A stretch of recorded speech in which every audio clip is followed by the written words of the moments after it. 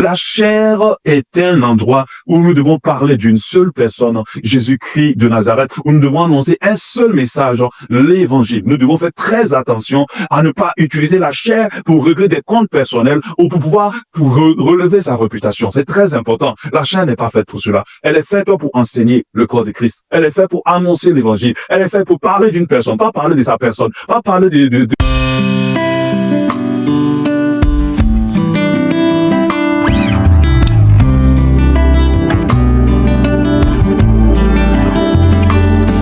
Je vous salue dans le nom puissant de notre Seigneur Jésus-Christ de Nazareth. C'est pour moi une réelle joie de vous retrouver pour une autre capsule de Retour à la croix.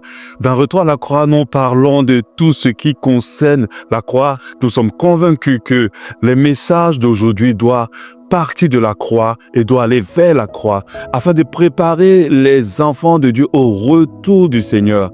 Aujourd'hui, nous sommes dans une ère où il y a tellement de choses qui sont faites et la croix est mise de côté. Pourtant, c'est par la croix que tout a été fait pour que l'Église et tout ce que l'Église fait aujourd'hui puisse exister. Dans cette capsule de Retour à la croix, je vais me permettre, c'est vrai que je ne le fais pas constamment, je vais me permettre de parler, d'aborder un sujet qui est d'actualité en fonction de ce qui se passe actuellement sur la toile. Dans mon thème d'aujourd'hui, ça serait comment devrait réagir un homme de Dieu quand il est diffamé? Comment devrait réagir un homme de Dieu quand il est diffamé? Ce sujet-là, je l'aborde, comme je l'ai dit, il est d'actualité. Je ne suis surtout pas là pour accuser quelqu'un, ni accuser un homme de Dieu, ni pour défendre aussi aveuglement quelqu'un. Cette capsule est là pour défendre Christ et l'Évangile, parce que c'est notre but.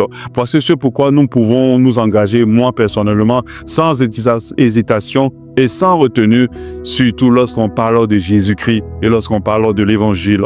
C'est pas une diffamation. Avant d'aller plus loin, je vais lire simplement la définition qui est dans le dictionnaire.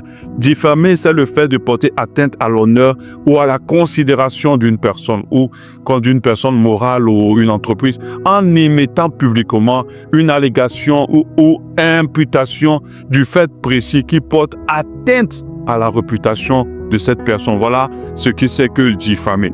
Donc nous devons comprendre que la diffamation est une chose qui peut atteindre tout homme de Dieu. Ça, il faut qu'on se le dise. Je suis pasteur, je sais de quoi je parle. En tant qu'homme public, un homme de Dieu, en tant qu'homme public et être humain imparfait, je dirais, tout serviteur de Dieu n'est pas exempt de faire l'objet d'une diffamation. Aucun d'entre nous n'est à l'abri, je dirais, d'une diffamation, aucun d'entre nous, parce que dans nos vies, nous avons pas mal de choses qui peuvent être sujet à scandale ou que ce soit des choses vraies ou banales. On peut prendre tout pour nous diffamer, que ce soit aussi des choses qui soient justifiées. Tout homme de Dieu peut faire l'objet d'une diffamation. C'est pour cela que nous devons comprendre que chaque homme de Dieu doit comprendre que le scandale rôde autour de tout le monde. Maintenant, sans exception, et qu'il soit innocent ou coupable. Alors, il est important, je dirais, de ne pas se sentir meilleur ou de se sentir épargné par rapport aux diffamations, meilleur que les autres hommes de Dieu qui sont au centre de scandales ou de diffamations. Et nous devons faire attention à ne pas juger ou à ne pas condamner. Alors qu'on va continuer. Que doit-il faire un homme de Dieu qui est diffamé, que ce soit injustement ou justement ou justifié, je vais dire? Si ce serviteur de Dieu, pour pouvoir continuer à parler, cherche vraiment la volonté de Dieu, cherche à plaire à Dieu, alors ce que je vais dire par la suite sera utile pour lui. Mais s'il cherche à sauver sa face, s'il cherche à sauver sa réputation, s'il se bat avec sa propre chair, alors qu'il s'arrête à ce stade de la capsule, qu'il n'écoute pas la suite. Alléluia. Pour préparer cette capsule, j'ai dû m'inspirer de divers exemples dans la vie d'autres personnes qui ont été diffamées. Et quand vous lisez la Bible, les serviteurs de Dieu ont été énormément diffamés. J'ai commencé par l'exemple de Joseph, qui a été accusé par la femme de Potiphar pour viol pendant qu'il n'avait même pas touché cette femme. On a le cas de Mardoché et l'oncle, celui du tuteur, je dirais plutôt de Esther, qui a été accusé injustement par Aman, qui était le premier ministre de l'Empire de Perse, et qui a été accusé auprès d'Assyrus de désobéissance aux lois du roi. Il avait imposé des lois afin de faire incliner Aman, mais malheureusement, Aman n'avait pas suivi le fait de se prosterner devant lui. Et Mardoché, je dirais plutôt, a été diffamé par Aman et accusé injustement. On a le cas aussi de David qui a été accusé injustement ou diffamé par Saül, qui l'a accusé de vouloir faire un coup d'État, de vouloir prendre sa place, de pouvoir voler son royaume. On a aussi le cas de Daniel, étant lié au Seigneur, a été accusé et diffamé injustement ou accusé, je dirais, par des ennemis afin de pouvoir en finir avec sa vie au temps du roi Darius. Et on le lit très bien dans le livre de Daniel 12 à 13, bien sûr. On a aussi dans le Nouveau Testament, les apôtres, divers d'entre eux ont été accusés injustement. L'un d'entre eux même a payé de sa vie, c'est-à-dire Étienne, accusé et tué. On a le cas de Pierre et de Jean qui ont été accusés d'annoncer un évangile qui ne correspondait pas, de désobéissance à l'ordre public. On a Étienne qui a été accusé de blasphème contre les lois de Moïse. On a Jacques qui a été accusé aussi, je le fils des Zébédée, d'appartenance à un mouvement chrétien bizarre. On a Paul qui a été accusé de séduction, de troubles à l'ordre public, d'enseigner des enseignements contre la loi. On a toutes ces personnes qui ont été accusées de beaucoup de choses. On a Jacques aussi qui a été accusé contre ses actions, contre l'autorité. Il a été même lapidé. Et pour finir, il y a une personne qui a été accusée pas des moindres, le modèle par excellence, Jésus-Christ de Nazareth. Lui, sa liste d'accusations était tellement longue et ses diffamations étaient tellement variées. On l'a diffamé de diverses manières. On l'a accusé de blasphème. On l'a accusé de violation du sabbat. On l'a accusé de détourner le peuple de Dieu des traditions juives. On l'a accusé d'opérer les miracles par Belzébuth. Belzébuth, c'était un dieu des Philistins, un dieu que les chrétiens adoraient. Celui-même qui était venu révéler le véritable Dieu était accusé de servir un autre dieu. Et on l'a accusé de servir Belzébuth aussi. On l'a accusé aussi de beaucoup de choses, notre Jésus. On l'a diffamé de toutes les choses. On l'a fait passer pour un mauvais, par un imposteur, au point même de pouvoir l'amener à la croix afin de le sacrifier. Comment tous ces hommes de Dieu, toutes ces personnes qui servaient le Seigneur ont réagi? Je reviens sur ma question. Comment devrait réagir un homme de Dieu quand il est diffamé? Là, je vais vous répondre maintenant. 1. Se taire, garder le silence. Se taire, garder le silence. C'est la première chose que devrait faire un homme de Dieu lorsqu'il est diffamé. Parce que c'est la réaction qui a eu, non, qui modèle par excellence, celui à qui nous voulons ressembler, celui de qui nous devons être des imitateurs, a fait. Jésus-Christ de Nazareth, le Fils de Dieu. Alléluia. Ésaïe 23, 7 nous dit, il a été maltraité, opprimé. Il n'a pas ouvert la bouche. Maltraité, opprimé à cause d'une cabale contre lui. Il n'a point ouvert la bouche, semblable à un agneau qu'on mène à la boucherie, à une brebis muette. Une brebis muette. Il n'a pas parlé devant ceux qui l'attendent. Il n'a point ouvert, on dit encore, il n'a point ouvert la bouche. Alléluia. Quand Joseph avait été accusé par la femme de Potiphar de vouloir le violer, Joseph n'a rien dit. Il a accepté son sort injustement, par lequel il a été accusé injustement. Donc, 1, se taire, ne pas parler. Ne pas parler. 2, ne pas se défendre soi-même, ni se justifier. Ne pas se défendre soi-même, ni se justifier. On a encore le cas de Jésus-Christ, notre modèle par excellence. Quand on l'a traîné vers Potiphar, qu'on l'a mené devant Pilate, je dirais, et c'était l'occasion que Pilate, qui n'avait vraiment pas envie de le condamner, attendait pour pouvoir le libérer, c'est-à-dire une occasion pour lui de s'expliquer, de se justifier. Mais qu'est-ce que la Bible nous dit? Luc 23, 1. Ils se levèrent tous et le conduisirent Jésus devant Pilate. Il se mit à l'accuser, disant, nous avons trouvé cet homme excitant notre nation à la révolte, empêchant de payer la tribu de César, parce que disant lui-même roi, que lui-même Christ est roi. Donc, ils ont étalé toute une diffamation qui n'était pas vraie. Pilate l'interrogeant en ces termes, es-tu le roi des Juifs? Normalement, Jésus devait profiter de cette occasion pour expliquer, se justifier et surtout se défendre parce que sa vie, c'était même pas une question d'emprisonnement simple. Sa vie était en jeu. La Bible dit que Jésus a seulement répondu, tu le dis. Il n'a rien dit de plus. Il n'a pas parlé. Il a seulement dit, si tu le dis, on se limite à ça. Il n'a rien dit d'autre chose. Il n'a pas trouvé le moyen de parler, mais il pouvait le faire pour se justifier. Il l'a pas fait. Il a accepté d'aller à l'avatoire sans se justifier. Comme Jésus, comme les apôtres, comme Joseph, comme Daniel, Shadrach, Abednego, Meshach, Abednego, nous ne devons pas nous justifier afin de laisser Dieu nous justifier efficacement. Et c'est ce que Dieu a fait pour toutes ces personnes qui avaient été diffamées et accusées injustement. On va passer au point 3. On en a pas mal. Le point 3, ne pas se venger soi-même, ni ne pas riposter.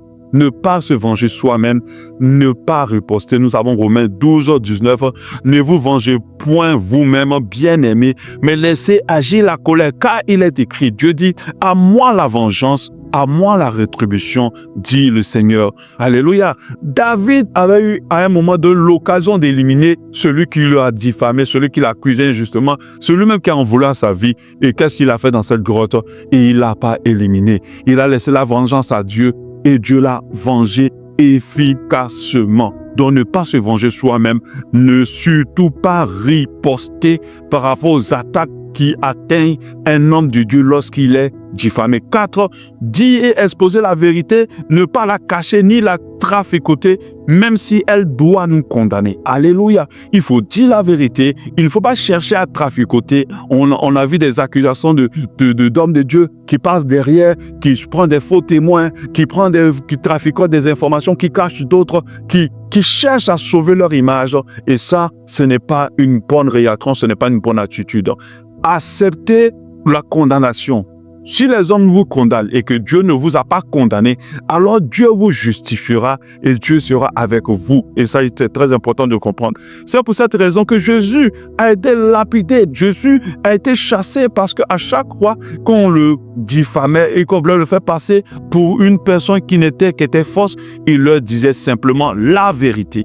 Il n'était pas là pour se défendre, mais il disait la vérité. Et c'est ce qui a contribué à sa fin. En 5, chercher la face de Dieu et rester dans l'humilité, se remettant au Seigneur. C'était le cas d'Élie. Quand Jézabel voulait en finir avec lui, quand Jézabel avait mêlé vraiment une cabale contre lui, Élie a fait quoi? Déprimé dans l'oppression, il va aller chercher la face de Dieu. Et c'est à ce moment-là qu'on a parlé de vent violent, de feu, dévorant, ainsi de suite. Et Jésus est venu, le Seigneur plutôt, l'Éternel est venu dans un murmure doux et léger. Alléluia. Il allait se rependre le Seigneur avec humilité. Il a compris que lui, il pouvait pas s'armer, il pouvait pas combattre tout ce qui venait à lui. Il devait compter sur le Seigneur. Il s'est retiré pour chercher la face de l'Éternel des armées. En 6, ne surtout pas utiliser la chair, là où on enseigne la parole de Dieu, pour régler ses comptes de diffamation. Évitons cela. La chair est un endroit où nous devons parler d'une seule personne, Jésus-Christ de Nazareth, où nous devons annoncer un seul message, l'évangile. Nous devons faire très attention à ne pas utiliser la chair pour régler des comptes personnels ou pour pouvoir relever sa réputation. C'est très important. La chair n'est pas faite pour cela. Elle est faite pour enseigner le corps de Christ. Elle est faite pour annoncer l'évangile. Elle est faite pour parler d'une personne, pas parler de sa personne, pas parler de sa vie privée. Elle est faite pour parler de Jésus-Christ de Nazareth. C'est pour cela que nous sommes armés en tant que peuple de Dieu pour nous mettre à la chair. Donc, évitez surtout cela. S'il y a des comptes à régler et en termes de justice de tout cela, saisissons la justice et allons devant les tribunaux pour régler les choses, mais ne n'utilisons pas la chair pour en faire un moyen de pouvoir se disculper ou quoi que ce soit, se justifier. Alléluia, c'est une grave erreur de le faire. Et en 7, pour terminer, se repentir si on est conscient qu'on a fait du mal et qu'on en est coupable, pouvoir aller vers la repentance. C'est très important, sincère, gorgé d'humilité, reconnaître cette faute, reconnaître son erreur et se laisser à Dieu. Le plus important, ce n'est pas ce que les gens pensent de nous, c'est ce que Dieu pense de nous. Et si nous savons que nous sommes dans l'erreur, il est important pour nous de nous repentir. Alléluia. J'aimerais dire pour conclure, prions pour les hommes de Dieu qui sont sujets à scandale. Prions pour leur vie, leur famille et leur ministère, car dans tous les scandales qui se passent autour des serviteurs de Dieu, il y a une malédiction qui rôde et qui est enclenchée pouvoir se déployer sur la vie de quelqu'un. Une malédiction, je ne parle pas du fait que tous ceux qui parlent des hommes de Dieu sont maudits. Ça, ce n'est pas biblique. Il y a une malédiction qui est enclenchée. La parole de Dieu nous dit en Matthieu 18:7, « Malheur au monde à cause des scandales, car il est nécessaire qu'il y ait des scandales. Mais malheur à l'homme par qui le scandale arrive. » Donc le scandale peut arriver par l'homme de Dieu ou le scandale peut arriver par les gens qui l'accusent injustement. Donc peu importe la personne qui est le sujet du scandale, s'il est vraiment l'instrument que Dieu utilise pour le scandale, que ce soit l'ordre de Dieu, que ce soit les personnes qui l'accusent injustement, c'est une malédiction est immédiatement enclenchée lorsqu'il y a un scandale. Si l'homme de Dieu est coupable, si il est diffamé pour une raison véritable, alors il est exposé à la malédiction. Maintenant, si les gens l'accusent injustement, eux aussi, ils sont exposés à la malédiction. Alléluia. Donc, il faut le comprendre. Alléluia. Amen. Donc, voilà ce que j'avais à partager avec vous dans cette capsule. Que Dieu vraiment permette à tous les serviteurs de Dieu qui tomberont sur ces capsules ou les chrétiens qui tomberont sur ces capsules à tenir compte de ces différentes réactions qu'il faut lorsque nous sommes sujets d'une diffamation. Alléluia. C'est très important. Aucun homme de Dieu, aucun chrétien n'est en abri de cela. Nous bénissons Dieu vraiment pour tout ce que nous avons entendu et que Dieu vous bénisse et qu'il vous garde.